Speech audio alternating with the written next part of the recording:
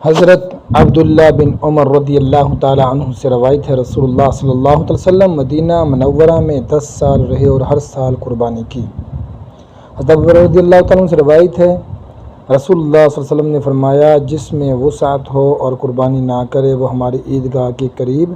نہ آئے۔ اور حضرت برہ رضی اللہ تعالیٰ عنہ سے مروی ہے، نبی کریم صلی اللہ علیہ وسلم نے فرمایا، سب سے پہلے جو کام آج ہم کریں گے وہ یہ ہے کہ نماز پڑھیں، پھر اس کے بعد قربانی کریں گے۔ جس نے ایسا کیا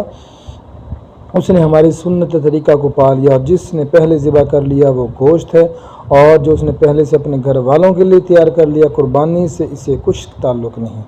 حضرت ابو درداء رضی اللہ تعالیٰ عنہ کھڑے ہوئے اور یہ پہلے ہی ذبح کر چکے تھے، اس خیال سے کہ پڑوس کے لوگ غریب تھے، انہوں نے چاہا کہ ان کو گوشت مل جائے، اور عرض کی، یا رسول اللہ صلی اللہ علیہ وسلم، میرے پاس بکری کا 6 ماہ کا ایک بچہ ہے۔ فرمایا، تم اسے ذبح کر لو، اور تمہارے سوا کسی کے لیے 6 ماہ بچہ کفایت نہیں کرے گا۔